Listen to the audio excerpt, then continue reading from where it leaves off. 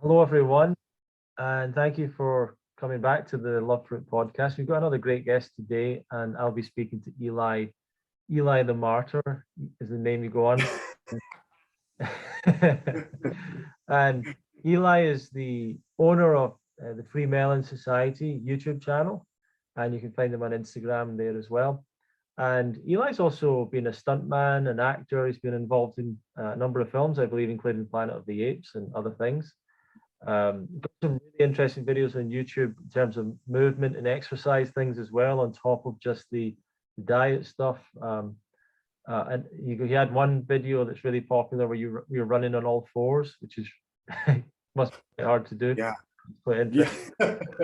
So obviously someone is kind of basically an athlete, and it looks like there's a bit of martial arts in there. I'm not sure, a lot of stuff going on in the exercise side of things. But Eli, anything else you would like to share about yourself as an introduction to the audience? You pretty much encapsulated everything that would be necessary for the audience to know. I do work in film. I'm a stuntman, but I have had a lifelong interest and I guess experience with physical activity, movement, acrobatics, gymnastics, martial arts. These are all things that I picked up from a very young age. And what I think is one of my more valuable things for the type of the raw vegan or raw fruit community is that I do have this very, very dense athletic background that never changed. And in fact, in some ways improved once I started making this transition to a very, very simple and almost exclusively raw fruit diet, and still managed to retain all of the athletic things that I was doing prior to. And what I think is good is that I can be an example to show people that you can have all of the athletic ability that you want on a simple diet of, minimal protein and all this kind of stuff. Yeah. And still be perfectly functional, and not only just functional, but far more healthy.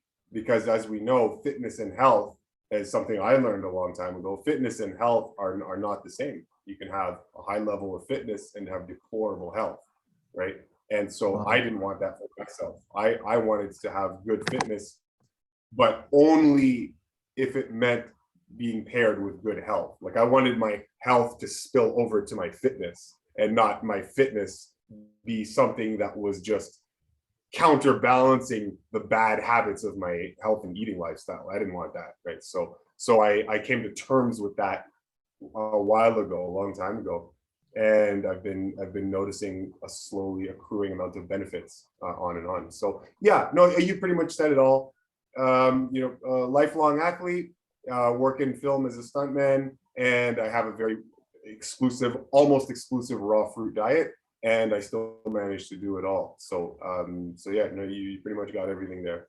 Yes, it's interesting what you were saying about fitness there. And I was actually interviewing a bodybuilder recently, and he was talking about this. He was talking about performance is not the same as health, and when it comes to fitness, with bodybuilding, they may be focused on a certain type of performance, a certain type of physical ability or whatever, and he was saying that that's not the same as what you would do to be healthy.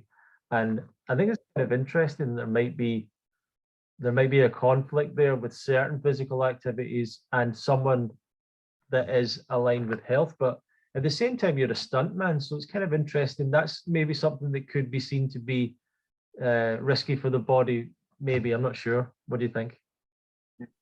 Yeah, well, I mean, there is that inherent risk in a lot of the stuff that we do on camera and film, but it's funny because it is a subjective thing. It's a very subjective thing. You take two people to the beach, one person is going to be deathly afraid of the water, and the other person is just going to see the water as something joyous and wonderful, and they take great relish in going and jumping in the waves, no fear or nothing. So it's the same external condition, but two drastically different approaches as to what that condition means for the person. So, and I think the difference is just familiarity with whatever your lifestyle has been. So for me, someone looking from the outside might see a particular stunt as maybe, oh my God, that's so dangerous or that's so crazy. Where because of whatever the background is in familiarity, for me, it's like, no, that's not that bad. But I can show you this particular thing. That's crazy, right? For me. So Right. Yeah. yes, there is an inherent risk in all these things, but no more so than driving in the car every single day, right? For That sure. is an inherent risk. Okay, very, Yes. very, very dangerous. In fact, more dangerous than some of the stuff we do on camera, right? Interesting. So it's Yeah. yeah, it's a very subjective thing. It's a very subjective thing. But in my defense, most of the stuff that I'll always be doing on camera, or that I will not acquiesce, that's the wrong term, but be willing to do on camera, is always something that is well within my comfort zone. Right. Usually, yeah, if I'm offered a job that is too far outside my comfort zone, I won't just take it for the money. I'll just say, you need to get someone else who's going to be doing this job with more safety, with more Yeah. ease. So no problem passing the buck on to someone who's more qualified than me. So you always look after yourself in this regard. Yeah, Yeah. in this industry. It's interesting to look back on the history of films as well and seeing what the kind of stunts people were doing back in the day without Oh my God, yeah. any safety equipment, and even the stars, like some of the actual actors were doing some of these stunts. And I've seen some of the Jackie Chan stuff as well, where they were doing sort of crazy stunts. So yeah, it's obviously risky, but as you're saying, if that's within their comfort zone and they know what they can do, they know their physical abilities, they've done it many times. It looks way riskier to ourselves or myself as a bystander looking in. But I want to Yes. go back to you and talk about uh, what I usually ask people to start off with is about your upbringing and your backstory in terms of instead of your health, your diet, your lifestyle, and were you brought up in the same kind of standard kind of diet perspective as many people, or did you have some alternative in there? Pretty much. I was just the run of the mill guy growing up with in the standard Italian culture. And so, really nothing different than anyone. Standard Canadian, standard American, standard Australian, standard European diet. Anything goes. The dairies, the meats, the processed foods, the cereals, the whole shebang. So I was no different than Right. anyone. I was always very physically active, and I enjoyed physical activity, and I was always active as a kid, but my health suffered as a result. And it didn't suffer in the hospitalizing, Yeah. dire infirmity type of degree. I never got to that point, but it was enough that it started eventually to get me to question this can't be normal. I can't be going to school every day with a requisite amount of Kleenex because I'm going to be blowing my nose all day. There's no way that's normal. Right. The asthma is not normal. The seasonal allergies, these things, you intuit that these things are not, they can't be normal. They can't be, right? You look out at life out on the planet, and none of the other animals seem to be suffering with all these human things. So it's like, I must be doing something wrong. And so, of course, later on, I go, high school, university. By the time I got to like late high school, early university, that's when I really started to be interested in the rudiments of true health.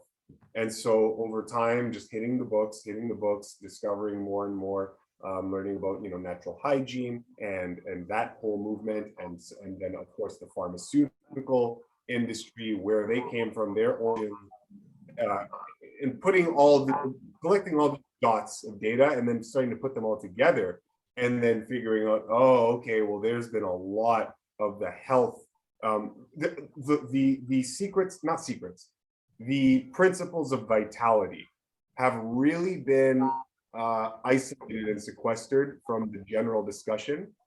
And a lot of those tenets of of vitality. So the tenets of vitality, they're really bloody simple. Like they're not complicated at all. And it has to do with just simply providing your body with what physiologically it prefers, right? What it's physiologically designed to ideally consume.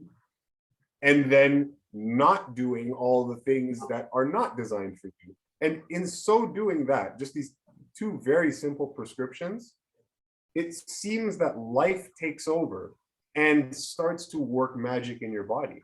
And it didn't, when I went to this diet, when I transitioned over to fruitarianism or a fruit-based lifestyle, I should say, if I want to be very perfectly accurate, you started to notice this right away.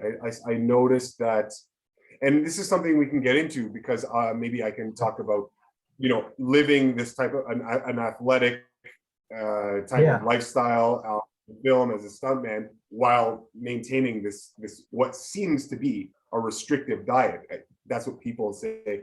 I don't see it like that at all. I see this as the most liberating, easy as pie diet for me. But we can get into that. Right? So getting back to what I was saying, yeah, I noticed that all these little irregularities and annoyances in my lifestyle, they were starting to get regulated and starting to go away. I think I mentioned on another interview at some point, I can't remember where, but the first time I noticed that, I went for a jog, and when I came back from the jog, my chest wasn't tight and wheezing, as if there was something there that was just obstructing it. And my whole life, every time I did cardiovascular work, I always noticed that at the end of the bout, there would be this weird congested feeling in my lungs, and I figured out what was happening. It was only after a certain amount of months, maybe it was even an entire year, I can't remember, but after a particular period of cleansing, I noticed that my breathing was unencumbered after that cardiovascular bout, and it was just like, oh, Ronnie, it was like, oh, yes, yes, finally, oh my God, it was the secret that I was missing my whole life. And so, okay, I think what I want to get into is just how this type of style helps or is manageable with the lifestyle that I live in, in terms of athletics, being a stuntman and all that kind of stuff, because people might be interested in that. Yeah. So yeah, here are the things that make this type of lifestyle really important for whether you're in my position or any other athletic endeavor. Okay, your recovery. If you can recover very, very, very well from either exercise or stress or some sort of physical trauma or whatever it is, if your recovery is hyper efficient and on point, right, it means that you're going to have a far longer career, you're going to be operating with far less injuries, and you're going to be able to perform a lot better, whether it's on film or something else. Right? Your recovery is so important. There are times on set where you're doing blocks of shooting. Okay, right now I'm away from home. I'm traveling. I'm in a hotel room right now, and we are going to be doing about a week or maybe more of night shoots. So shooting all night and having to be very physically active, right? Lots of physical activity. Now, if you can't recover well from that, it's only going to take a day or two before you start sucking on camera, right? You need to be able to perform well. You need to have good energy, regardless, despite the fact that you're up all night, right? You need to recover well. And nothing is going to make you recover as well as an exclusive raw food diet of uncooked, unprocessed vegetables, fruits, and nuts, right? Those three. So these three are the human diet: fruits, vegetables, nuts, and seeds. I choose primarily fruits, and then if I need to or want to or just want a little change for whatever reason, some intuitive reason, then yeah, sure, I don't mind having vegetables or nuts and seeds, but primarily everything is fruit, right? Most of the time. So you eat from those three food groups, and your recovery is gonna be fantastic. Okay. Whether it's muscle soreness, which honestly I experience far less of, even after heavy bouts of activity. So recovery improves dramatically. So that helps me be a stuntman, be an athlete, be an acrobat at this stage. Uh, Flexibility and joint pains.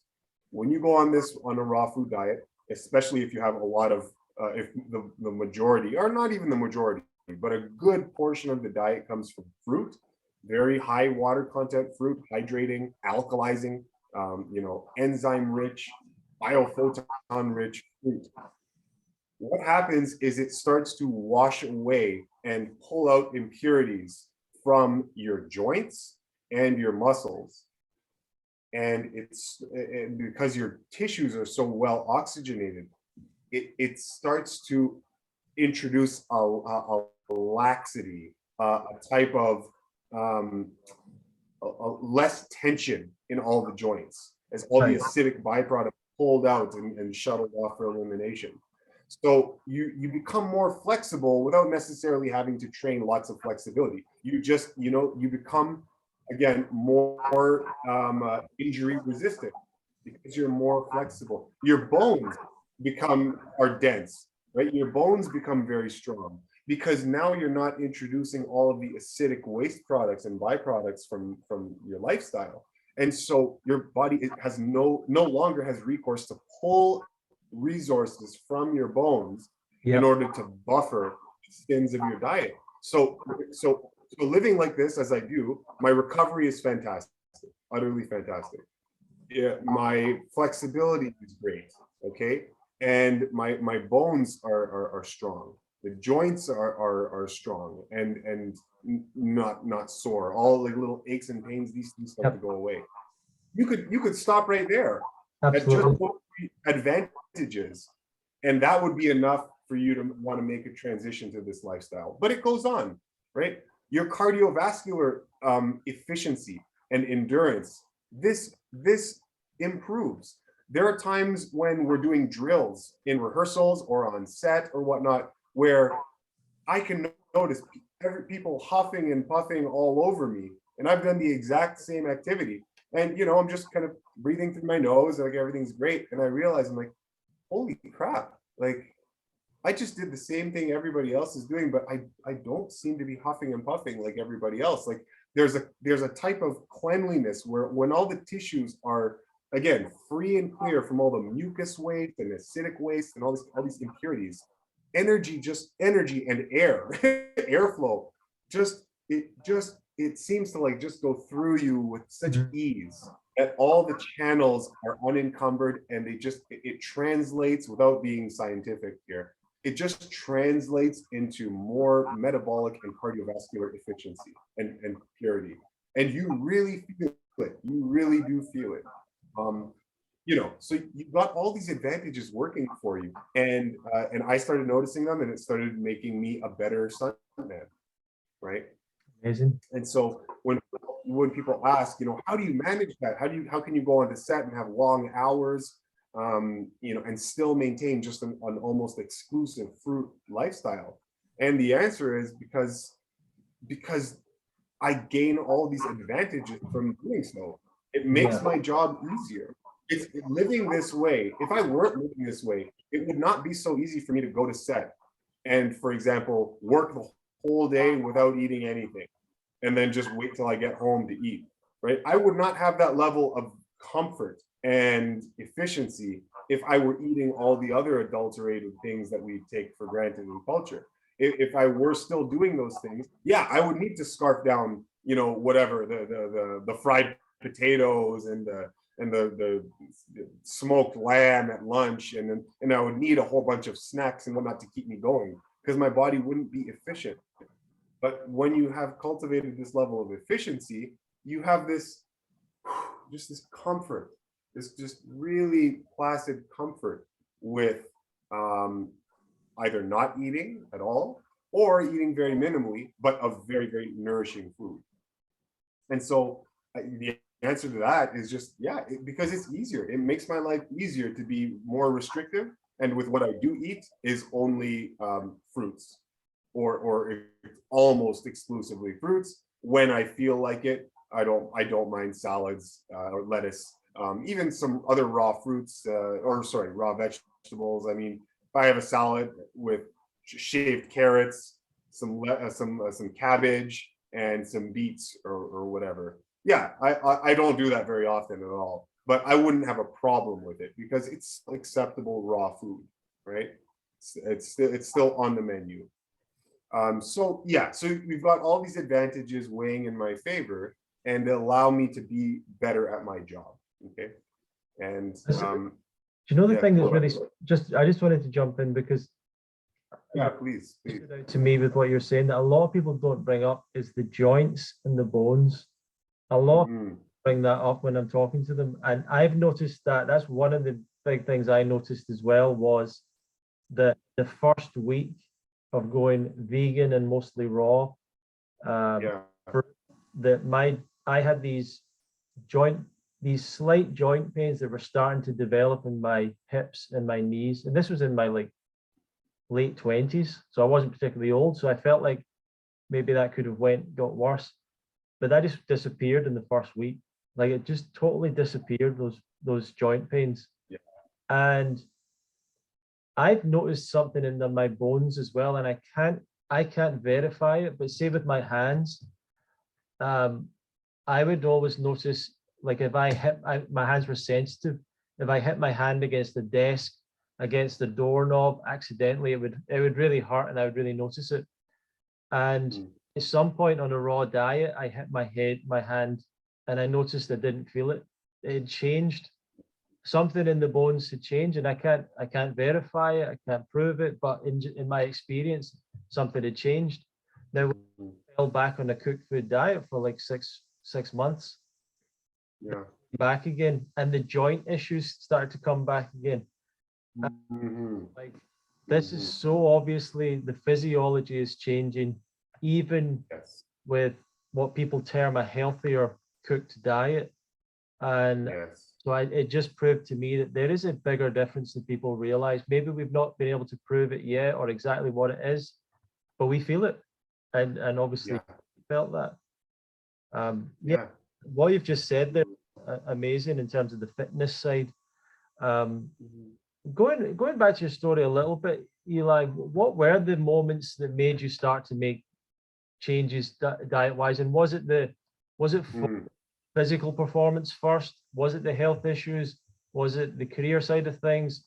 Where was the motivation there to make those changes? That's a good question. So it was a combination of just nagging health issues. Okay, so particularly the mucus congestion that drove me absolutely nuts. Just Right. drove me absolutely bonkers. So I had that. Okay, so that was a strong motivation to change. And so I also had allergies. Okay, really annoying, and seasonal allergies too. So between allergies, chronic sinusitis, mucus, plagued with mucus, and a couple like little other joint aches and pains and whatnot. It just it helped to inspire me to kind of do some research, get just hit the books, basically, to hit the books. But on top of that, really, it's not that I had any kind of, again, life threatening illness or disease. I wish I had a fantastically motivating story to tell you. There are other people who have way better stories than me, but in my case, no, it wasn't anything like that. It's just that because of those little minor issues, I started hitting the books, and it really captivated me, and I just kept studying and reading and reading and reading and reading. And there's only so much time you can devote to putting in research into health before it starts to spill over in your own behavior, right? It's It's funny you mentioned not having the great story because I've thought about that myself. Like I didn't have this. I was at death's door, went raw, mm, and recovered. I don't have that either. But I think it's maybe more impressive in a sense that you took that initiative from the small differences. Like you already saw something's not right here. You observed the world, and it sounds like you were observing nature as well. So you were looking at humans in the context of the natural world and saying, there's something not right here, I'm going to look into this. And most people do that, but you were triggered just by mucus issues, whereas a lot of people who have those tremendous stories, they must have just been not listening to their body for like decades or years. And then it breaks down really bad. Like, it's amazing. But no, I think it's really impressive when someone like yourself sees those signs early on and makes the changes, you know, quicker. And do you think that that kind of, it sounds like you were kind of observing nature as well. So were you someone that was quite in touch with nature? That's a good question. It was, I started to become more aware of it when I was trying to reconcile these types of health principles and my lack of health, right? So initially, no, I wouldn't call myself, you know, more in tune with natural, with anything natural than the average person. No, not initially. It was just only starting to asking the questions prompted by what I was reading that just started to get me to recognize that there were these stark differences between what should and is natural and the way I personally live my life and how everybody else lives their lives, right? Just noticing, okay, hold on. Something is wrong here. Exactly like you said, something is wrong here. You know, there should be no reason why, for example, I have to find recourse to eat every single thing imaginable under the sun in a way that it doesn't come naturally in nature, and why all the other animals on the planet have no problems not doing that, and they seem perfectly fine without any of the joint pains, the diabetes, the cancer, the atherosclerosis, the Parkinson's. You know, where is that? You know, it's just that question, just that one paradigm alone, or just that one thought, it's enough to drive you to ask enough questions to make some changes, or at least that's what it did for me. And yeah, sorry. I was. Could you share with us some of the reading materials you were going through that, and what influenced you? Kevin Trudeau's Natural Cures that they don't want you to know about. I might be paraphrasing a bit, but anyway, Kevin Trudeau's material that got me going. At least alerting me to the fact that there were these things that you could do to start to improve the quality of your life. Now, you know, looking back on the material now, there are lots of things I disagree with, but at least it got me thinking. I read, so then I started getting into the natural hygiene. David Icke, fantastic researcher, read lots of his material, and he gets into everything, right? Lots of esoterica, you know, how the world works, ancient history. So, but he also talks a lot about health as well. So reading David Icke started to plant those seeds. Then I, you know, obviously getting into the natural hygiene. So Arnold Ehret, Hereward Carrington, just the authors. Oh, wow. Arnold Ehret's work, Hereward Carrington's work, Dr. Tilden's work, Sylvester Graham's work, some esoterica, Annie Besant, Madame Blavatsky, H.P. Blavatsky, Rudolf Steiner, Hilton Hotema, all of these authors, Herbert Shelton, you know, he's T.C. Fry, Morris Kroc. Wow. These I'm just rhyming off all of these authors that I plugged away at. And you know, each individual resource, you read it, and sometimes they're at odds with some of the other resources you read. So it's only by getting a wide selection of them, you kind of aggregate, and you have to kind of reconcile some of the between you, because they're not going to align on everything. And so you kind of have to make it work on your own, right? And that only comes from taking it as much as possible and then finding a way to, with a rational mind, try to find where they align and where they don't and why, and see where and how that would work. So Yes, so that's essential. Those are all really great sources that I would recommend to anybody. All those authors, you'll get some fantastic material from. Yeah, I mean that's like a who's who list of a lot of the natural hygiene Yeah, experts and stuff. But you've got a couple of names in there that I rarely hear people talk about: Hilton Hotima, Hereward Carrington. I think some of these guys yeah, have really far out ideas. Um, yeah. a lot of people reference Arnold Ehret, of course, Herbert Shelton, Mhm.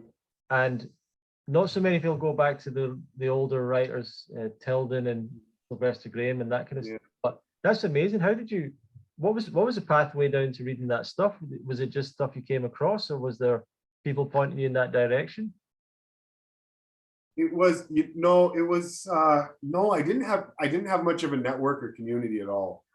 It was more so just myself and the books. I would just read one book, and then the first thing I would do is I would just go right to the bibliography and Right. just raid the bibliography and just, okay, buy this, buy this, buy this, buy this, buy this, and then snowball effect. And then I would do the same thing for all the books in the bibliography that I subsequently bought. So that's what I was doing. I was just going into the source material and buying all those books because, an author can be really good at encapsulating the works of all the other authors, but it's different when you actually go and read the whole source itself. There's way more context that jumps out at you. And I learned that after, going, I'm like, oh my God, there's a lot here that the author didn't really flesh out. So it's always That's good to do amazing. that. Yeah, that's a Yeah, great. so it was just a matter of going through bibliographies and buying all the source material. Yeah. That's a great technique, and I think a lot of people don't do that. I don't even think to do that, but it's a brilliant technique of asking yourself if you come across something great, and that could even be in arts and music and anything. Oh yeah, Who did yeah, they get their stuff from? Like who were they influenced by? Where's and that's something that few people do, but that is a great point. Like finding the stuff in the bibliography, looking at the studies. yeah. I mean, that's a great way of getting more information there as well for people. But yeah, I mean, I mean, you talked about earlier on the tenets of natural health, the tenets of natural hygiene and things like that. Mhm. From this process of reading these books, do you feel like you've internalized a lot of these principles? And what would you say are some of the main things that you hold Yeah, that?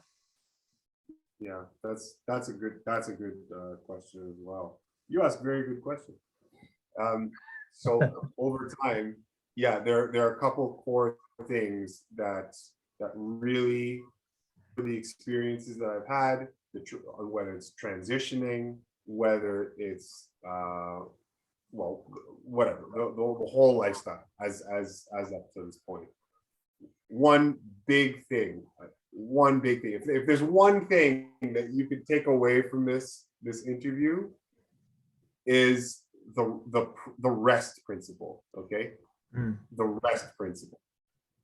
When you're doing this diet, okay, when you're doing this lifestyle, I shouldn't even say diet. When you're doing this lifestyle of living on exclusively raw foods, okay, what you're doing in essence is you are affording your body more rest, physiological rest, okay, digestive rest.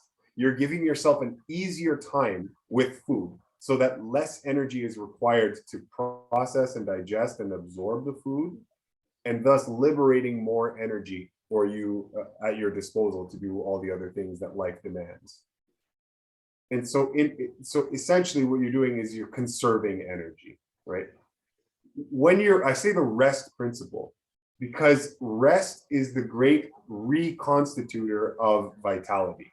You cannot go through life without rest. You need rest. If you go without rest, you die, full stop. Right? You can't eat your way into recovering energy, right? You can, I don't care how many blueberries and pineapples and mangoes and cabbage and artichoke and whatever you have. I don't care how much of that you have. If you do it in the absence of rest, you die days later, right? So when we're doing all these, when we're going through life, if we can keep the rest principle in mind And anytime you are taxing yourself, whether it's mental energy, studying, homework, whether it's going out for to the sauna, to the spa, if there's a day where you're out in the cold and you're like shivering all day, right? If you had a lot to eat that day, if you've been in a yelling match with your girlfriend or guy friend, okay, all of these are taxes on your energy, very, very profound taxes on your energy. And you have to recognize when you are taxing your system so that you can make sure to get rest on the other end, because it is rest that's going to reconstitute your health, and there is nothing else that's going to do it. We've all heard of the miraculous stories of people making dramatic health recoveries from things like juice cleansing, mono fruit dieting, from fasting, okay? What do all these things have in common? The thing that they have in common is that they afford the body enough digestive rest or simplicity, right? And it allows more energy to be conserved and not wasted, thus allowing that energy to be rediverted into the areas where it needs work in the body. When you fast completely, that's like the absolute type of rest, right? It's the same thing as sleeping. When you sleep, you reconstitute your health. When you're fasting, you reconstitute your health, and you're just shutting off your digestion so you gain more energy, right? So this rest principle, it's so important. It's so important. Even on a fruit-based lifestyle, if I don't pay attention to my rest, right? I work in film, okay? Let's say I have a night shoot one, expend a lot of energy in the nighttime. And in the daytime, I decided I wanted to go and exercise, okay? And do all sorts of stuff. And I don't pay attention to my rest. The next day, I can feel run down. I can feel run down despite being on this fantastic diet that gives you all this energy. You will feel run down, right? You might get sniffles, you might get, whatever it is. So you have to pay attention to your rest. I think that's one of the most important things that I've learned over time, is that no matter what your diet is, you have to keep track of when you are taxing yourself, either physically, mentally, or emotionally, and make sure to rest to reconstitute what you lost, right? Expending your energy in all those ways.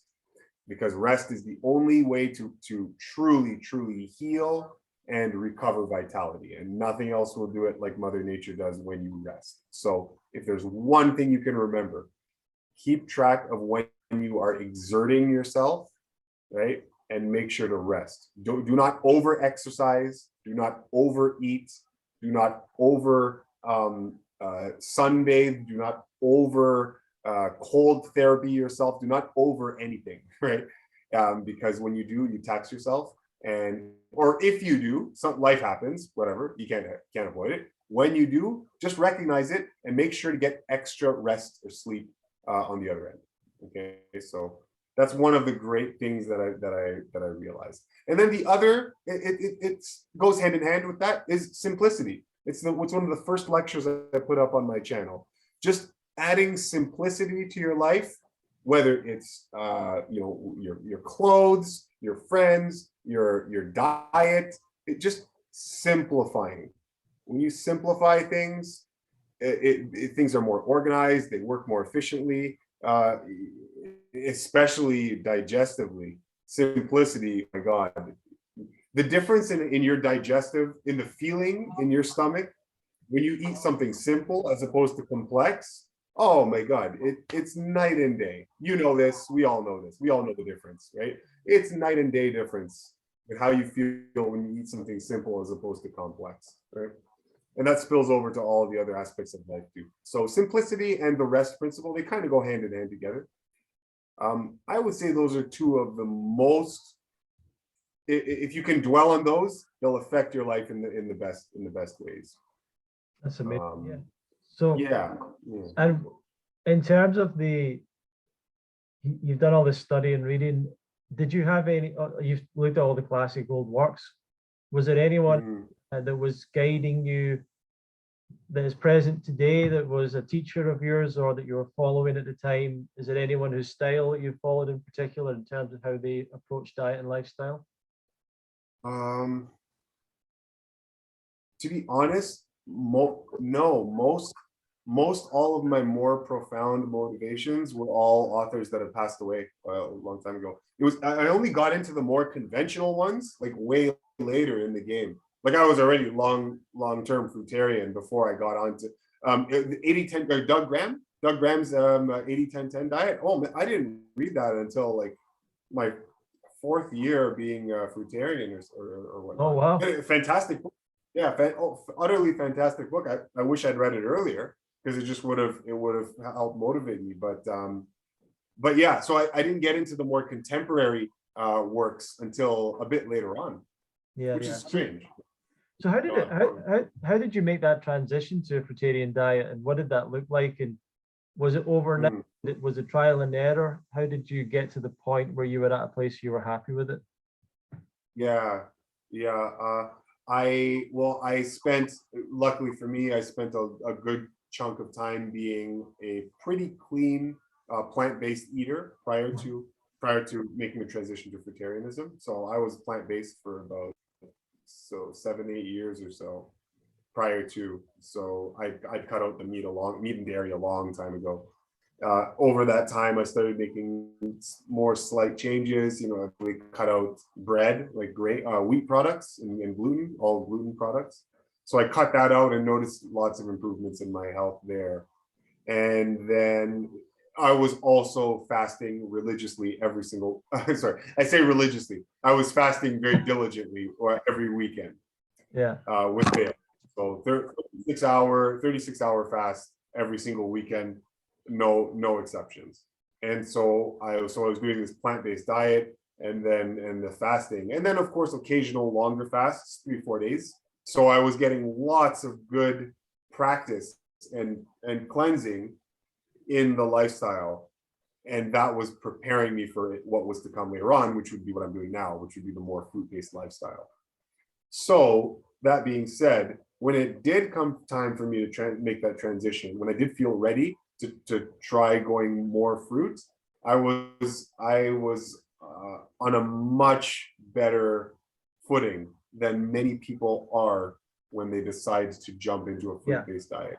Yeah. I a lot of the problems and troubles people get when they do this diet, or when they do this lifestyle, I should say, are because they have not either noticed or respected or recognized that the transition, it can be very, very lengthy, right? And sometimes it's not what we want to hear. We don't want to hear that you need to, or you should spend a good deal of time making a slower transition. We don't want to hear that, but it does, for me, it really helped, because when I did go almost exclusively fruit, the transition was much easier because I'd had all of this prior training.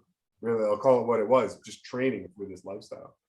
So for me, it wasn't too bad a transition. It was a very minimal transition. So let's say the day I decided to start doing it, I still had lots of in my fridge, in the pantry and whatnot. So potatoes and lentils and buckwheat and all this kind of stuff. So I didn't throw it all away. I just started adding more fruits to my life, and then in the evening, just doing the cooked meals and just getting rid of the stuff in the fridge and in the pantry. So I slowly, over the next month or so, started chipping away at the stuff that was in the house without buying more stuff. And then once that was all done, then I just kind of went for it. I'm like, all right, I feel like I'm ready. Like I'm feeling good. I want to give this a try. And the big thing that really helped me was my mental state. It was when I started doing this, I had put in enough time researching and understanding to be absolutely sure-footed that this is what I'm supposed to do. And the absence of all the other things in the lifestyle, it wasn't in my head, it wasn't restriction. Okay, it was Right. not framed as a restriction. Not that I was depriving myself of these things. That was not the mentality at all.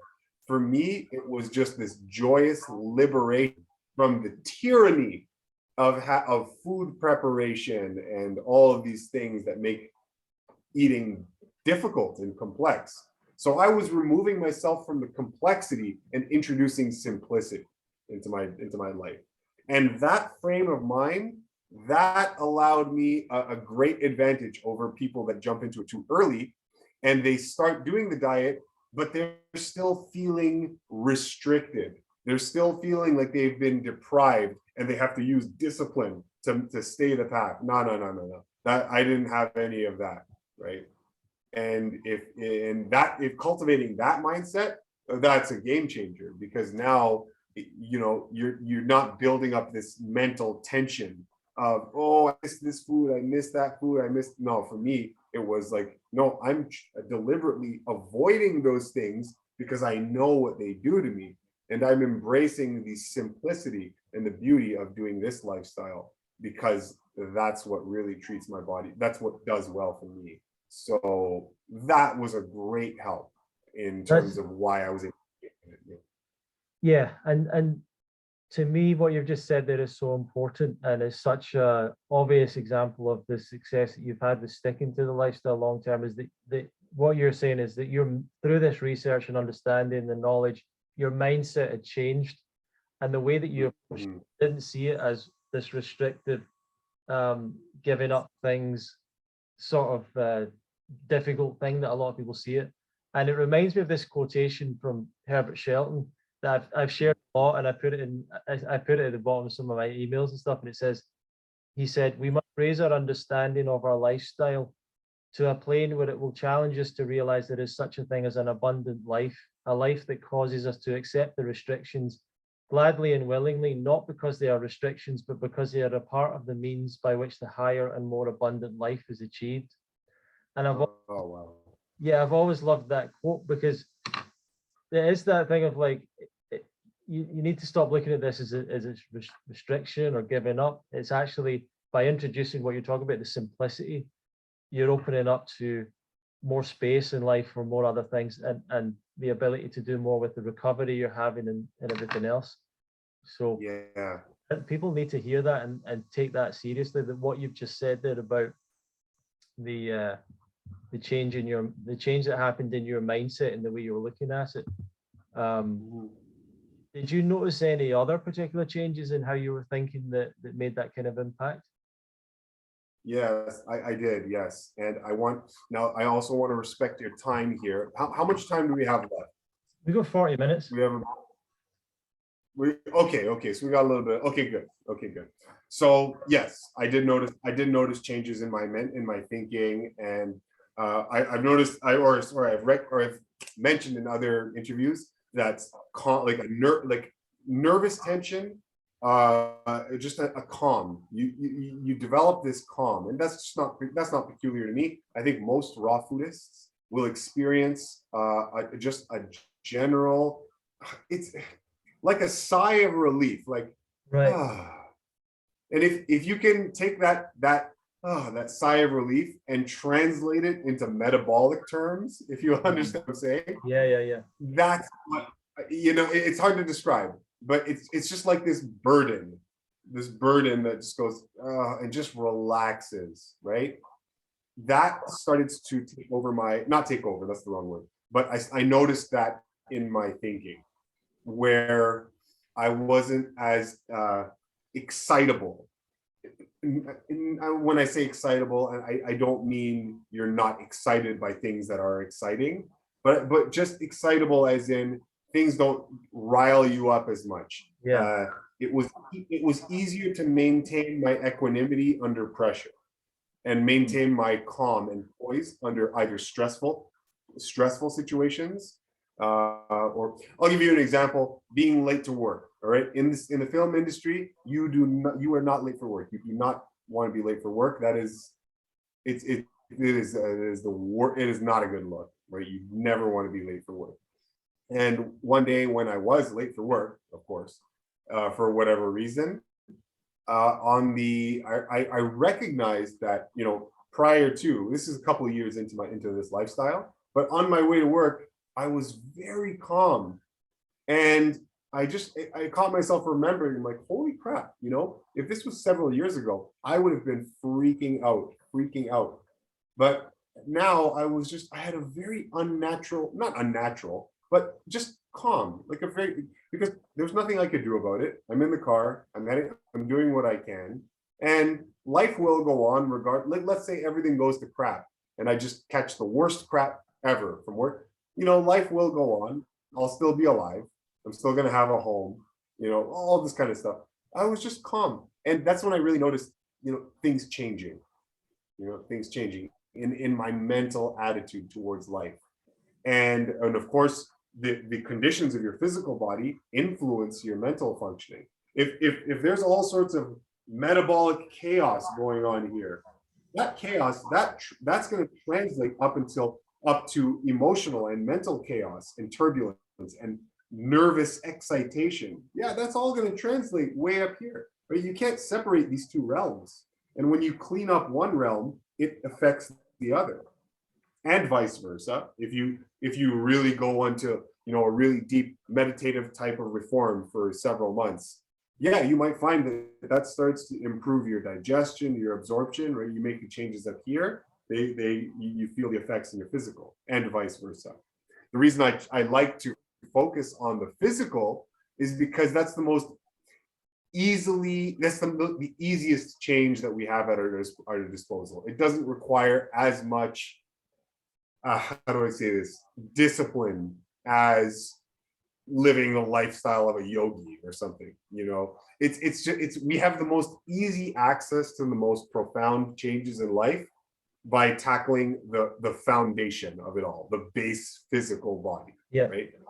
So that's why, I find it's easier to start from the ground up and work on more mental complexities later on once the physical body is cleaned, rather than working from the top down. I feel that that's a harder transition, right?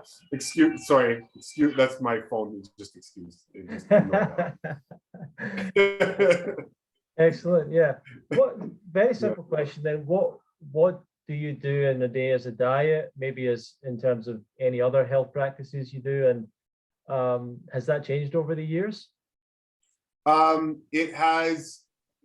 I want to say not really. It's not really changed over the years. Like since the time I started till now, it hasn't really changed. Like slight tweak. Yes, there have been slight tweaks and improvements. Yes. I'd say one of the bigger changes is far less reliance on dried fruits like dates and figs and dried apricots, dried plums, black mission figs. I would make very, very liberal use of those when I was first starting out, because like a lot of us, when you're coming from a more concentrated diet to a much more calorie sparse diet, like fruits and vegetables, sometimes you want to make up for that density or that with food, and dried fruits was a way to do that for me. So I eat far less dried fruits now. They're still on the menu. There's still something that I can order from the Eli menu if I choose, but I just don't make that choice often at all. So that's one of the major changes that I made from the time I started till now. Other than that, okay, and a lot of experimentation, because when I started out, so primarily after my first year. So my first year of the fruit-based lifestyle was very strict, very, very strict, exclusive fruit-based lifestyle, a couple of vegetable meals here and there, some nuts and seeds, even more rare than the vegetable meals. Okay. So after that year, that's when I started getting into the experimentation phase, where I thought, okay, I've done this for a year now. Now I need to, because I'm going to be putting up this channel, I need to try all sorts of different things so that I can know what their effects are. So I got into just experimenting. Okay, what does this meal feel like? What does that meal feel like? What happens if I go back and eat this conventional cooked food meal? What happens if I go back and eat this conventional cooked food meal? What is this combination like? What is this combination like? Will this work if I'm dealing with clients or people on consultations, I want to have a whole repertoire or repository of options that I could suggest for them. So I was going through all of these experiments. Okay. So I've done a lot of these experiments now, and I've gotten a lot of them out of the way. So I guess that would be another major change in my lifestyle now that I was doing earlier on that I don't really have as much use for now. There's gonna be no end to the amount of experiments that you could do or curiosities that come up, sure. But it's just I do less of it now than I would have in my second, third year of this lifestyle. So I would say a combination of the dried fruit use and different types of experiments. Those are the major changes. But in terms of what I eat, that's pretty much stayed the same. I've got a pantry of mangoes, some cantaloupes and honeydews. I have some pears, some nice Bosch pears in the fridge right now, a bunch of oranges and apples. And yeah, that's about it. Oh, I've got some bananas as well. Stuff that I've always been eating. You know, I've never really stopped eating things. Yeah, so no big changes in what the selection, but just the dried fruits and the experiments. But other than that, been eating the same wide variety of fruits that I can. Oh, actually, you know what? Hold on a second. I have something very interesting. Where is it? Sorry, I'll be right back with you in just a second. Oh, okay. So this is I found some snake fruits. Oh wow. This is I've never seen it sold. I live in Toronto and I've never seen it sold in Toronto. This is what a snake fruit looks like. Okay, it looks like a scaly snake skin. Yeah, it's really interesting. And when you open it, I'm not going to eat it now, but when you open it up, it's like a lychee.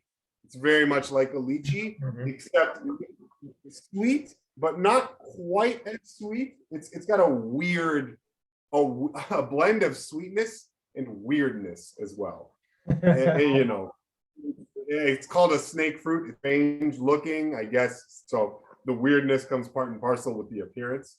But anyway, so I still do find things that I've never tried before. I'll still do combinations of either fruit or even vegetables that I've never tried before, just to know, right? And that I don't think that'll stop for anybody on this lifestyle. We're gonna be human. We're gonna be curious. Yeah. So. And do you eat kind of as a mono meal style? Do you do smoothies? A number of meals a day? Eat throughout the day? Like do you have any kind of style to it? Yeah, thank you for that. I totally missed that. That's important to know too. Most all the meals I eat are mono meals. Yes. No, I can have multiple fruits in a window. So let's just say I give myself a 2-hour window. I could eat. There are times when I could eat 2 to 3 types of fruit, but I'll space it out in mono meals. So I'll eat only the mangoes at one point, only the melons at one point, or usually the other way around. Usually I'll have the melons first, then the mangoes, and then if I feel like having something a bit later on, then I'll have that later on. But always the mono meal. Sometimes not. If I'm going to be combining food, it's usually combining banana with something else. So if I feel like having a bowl, something I can eat out of a bowl, I can chop up either apples or pears or something else, strawberries or blueberries, and mix some banana with that, and that's a good mixed meal that I can eat as a change. So nice. If it's not a mono meal, it's a simple combined meal of some simple combinations of fruit. How often do I do that? During the day? Very often it works out to one bigger meal in the day, and then that's it. So within a 3-hour window, let's say, I might have everything that I need for the day. Wow. Very often it works out like that, especially when I'm at work on set. Very often I'll just go to work, do whatever, scale the day at work, and then eat when I get home. That's something that I do very, very, very, very often. If it's not that, and I'm not like diehard fixed on that, it doesn't have to be that all the time. And I must eat one meal a day. I'm not like that. I'm very, I'm pretty easygoing with it. If I feel like I want another meal in the day, I'll have it, and it'll probably be a repeat of the same meal I had earlier in the day. So, so it's either 1 or 2 meals a day. Very often 1 meal, sometimes 2 meals during the day, and that's usually how I split it up. If it's 2 meals, maybe 1 meal at around 12 o'clock, 1 o'clock, and then the other one at 5, 6.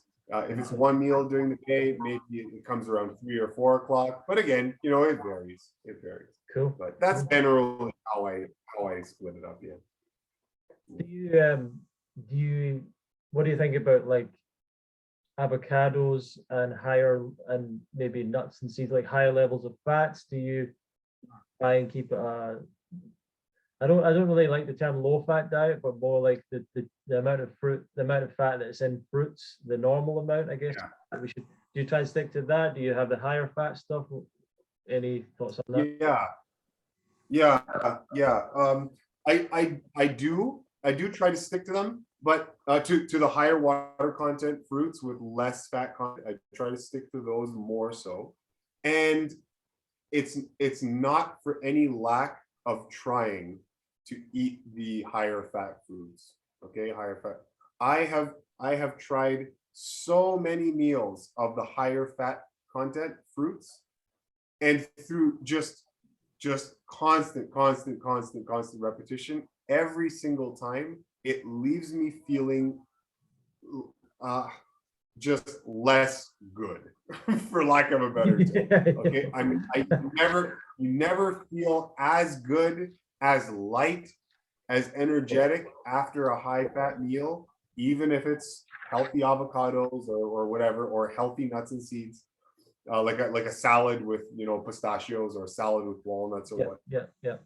I'm no matter how many times I've tried this experiment with in all the possible combinations that you could make those, have those meals in. I've tried it all, whether it's all like a huge bowl of just walnuts, a huge bowl of just pistachios, lettuce and pistachios, lettuce and walnuts, other raw foods like carrots and beets with nuts, or with avocados, just avocados, like a meal of like 5, 6 avocados. Like I've tried like every single conceivable combination. And through constant repetition, it's not that I'm making like a disciplinary choice to avoid those foods. It's just that my body has learned over just me constantly doing it, that I never feel as good eating those things. And I am forced to come to the conclusion that it's just better for me to not include as much of those in the diet.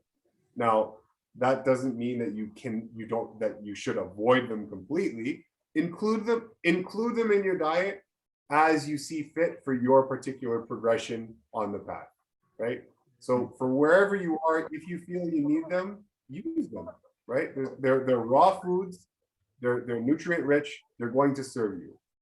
I just over time, as your diet becomes cleaner and cleaner and cleaner, what you might find that you are now more and more sensitive to the type of concentrated fats that are in those foods, and that you start to feel their encumbering effects a bit more than you would have said years ago. So, so to answer your question, those foods are still good. I would still prescribe them to people who need them or want them.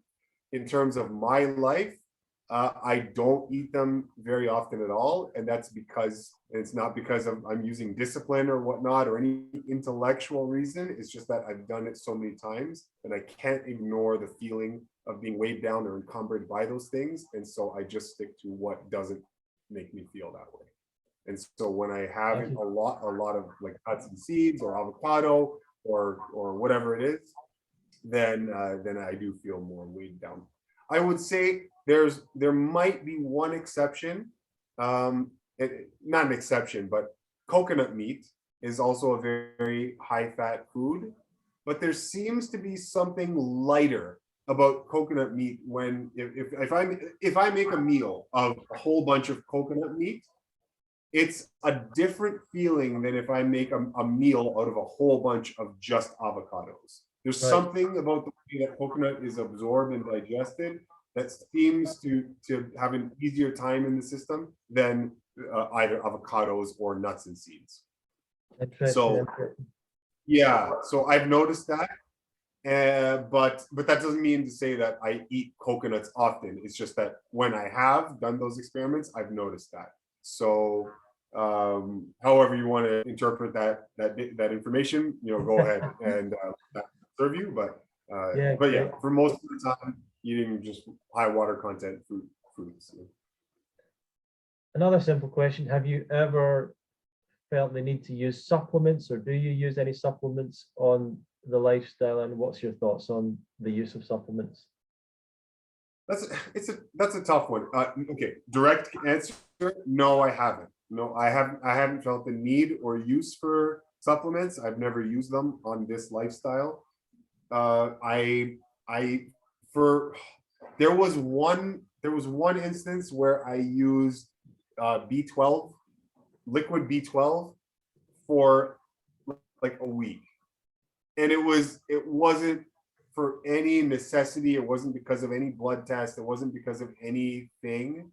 It was just purely an intellectual thing. I just read a bunch of stuff and like, I wonder, maybe I'll just try using some B12. But after I used it for about a week, and then I just couldn't escape the feeling of this being not a natural.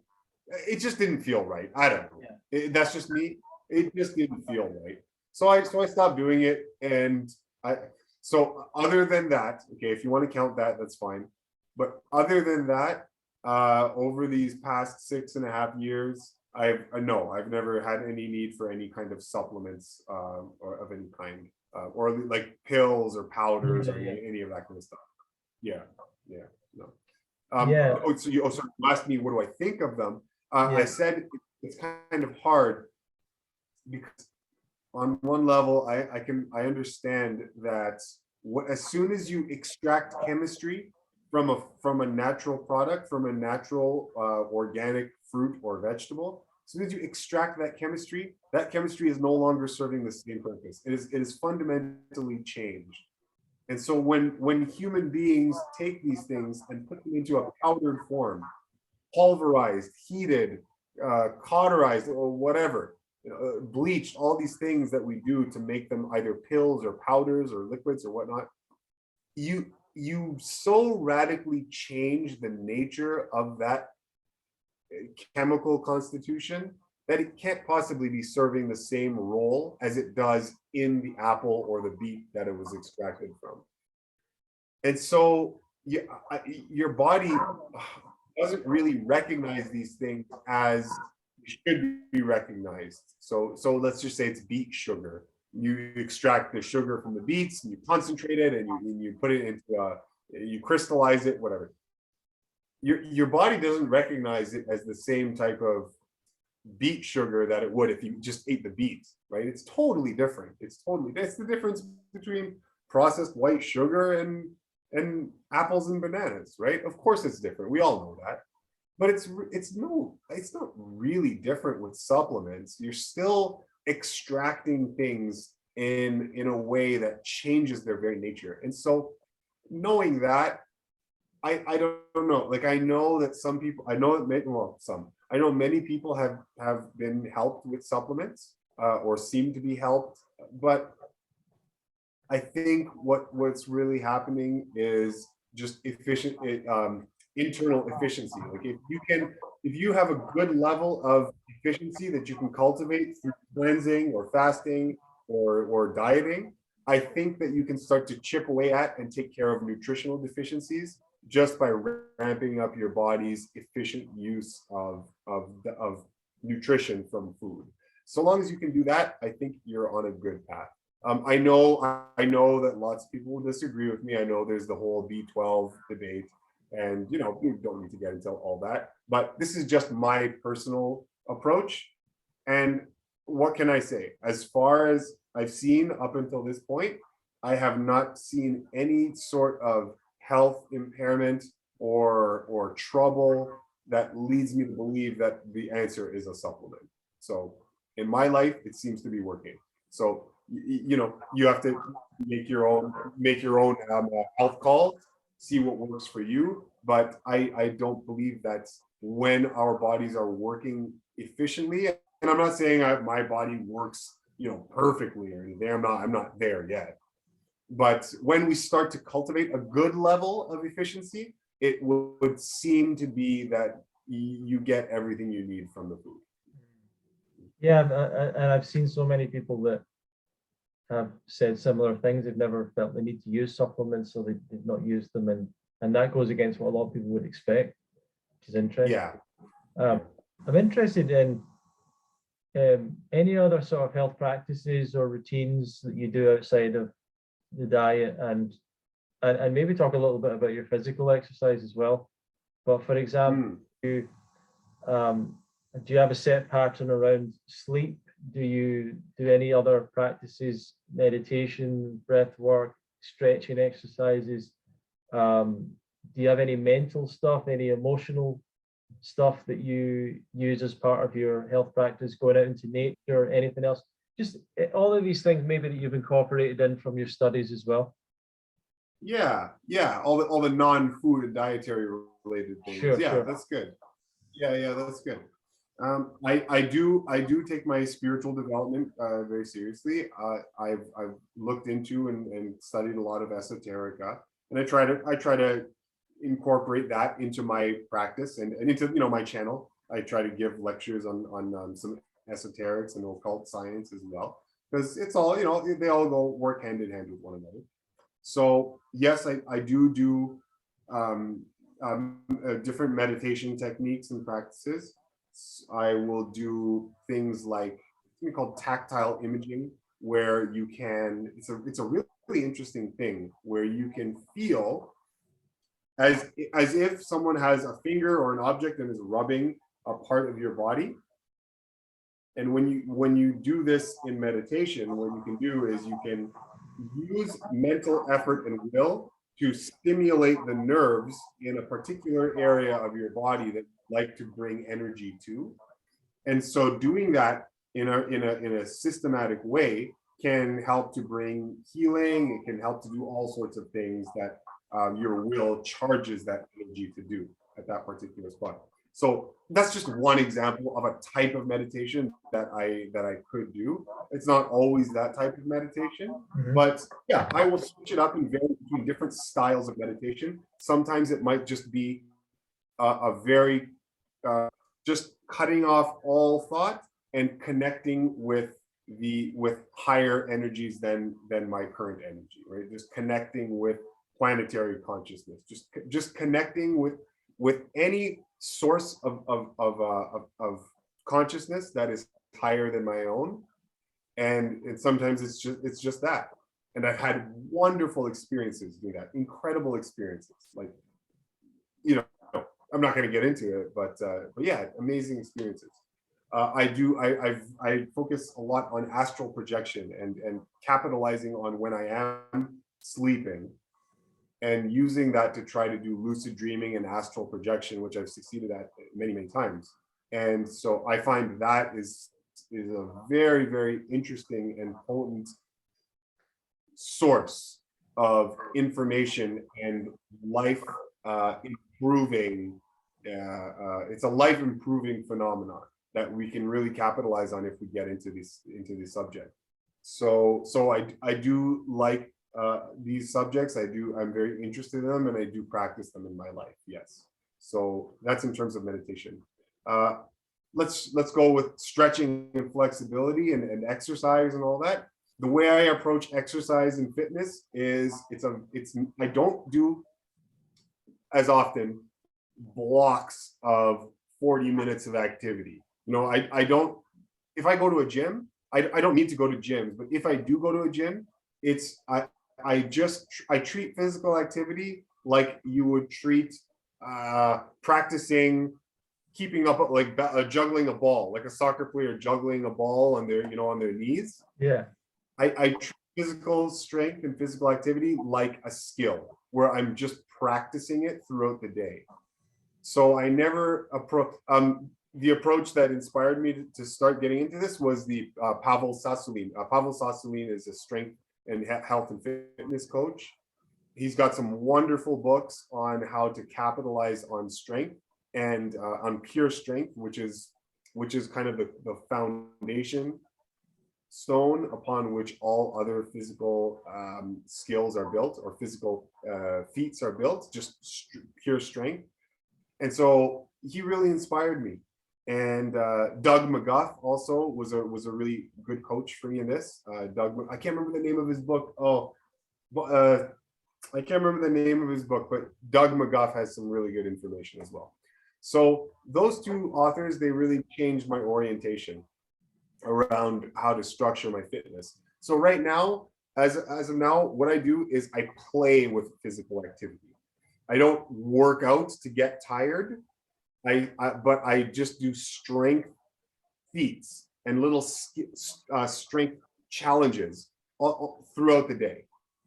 Okay, whether first thing I do in the morning, wake up, just jump into a handstand and try a really, really tough type of planche skill, and then stop, go about doing my work, try it again like 10 minutes later, try it again 40 minutes later, that kind of thing. And I just do that constantly throughout the day. So, to vary it up, to switch it up, I might do some Tabata exercises as well. So like a circuit training, quick 5-minute, 8-minute routine where you're really, really, really exerting yourself hard and then resting for about 10-20 seconds, exert yourself really hard, 10-20 seconds of rest, and so it's short and sweet, done in about like 8 minutes or so, right? So when I'm not doing that skill-based approach and I want some more dynamic kind of cardiovascular work, I'll just bang it out in a short period of time, and that's it for the day, right? Easy.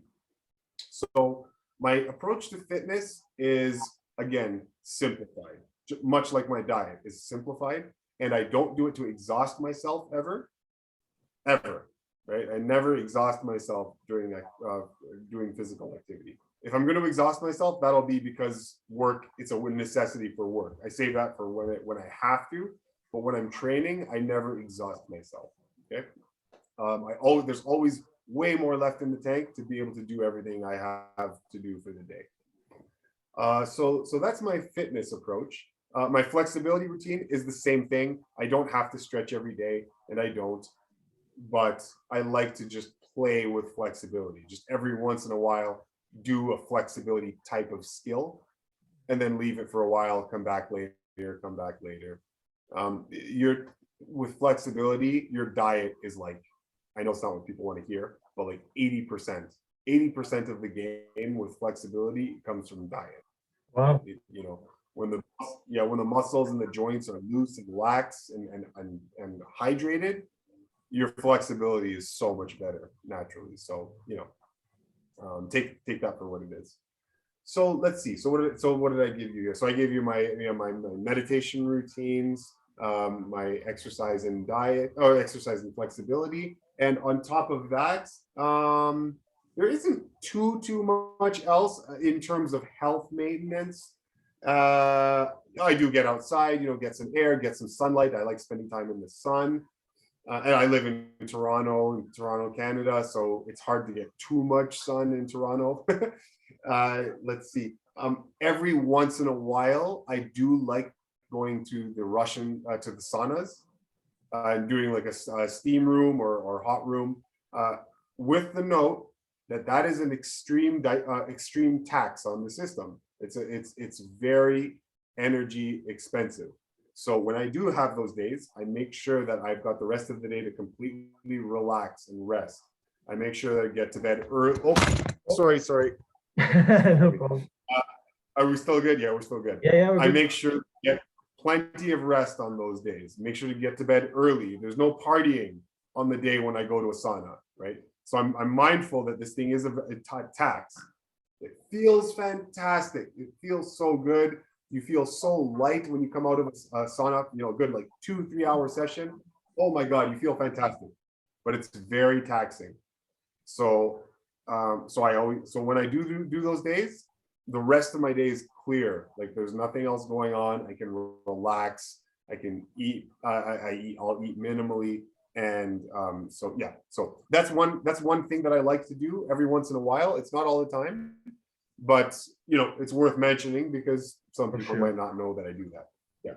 Yeah, just from everything you say, even what you were saying there about the sauna, it's so clear how well educated you are with the hygiene stuff, because that's like something that comes in line with Herbert Shelton as well, where we'll talk about, like, if you're doing a sauna or something like that, people think that's detoxifying quicker.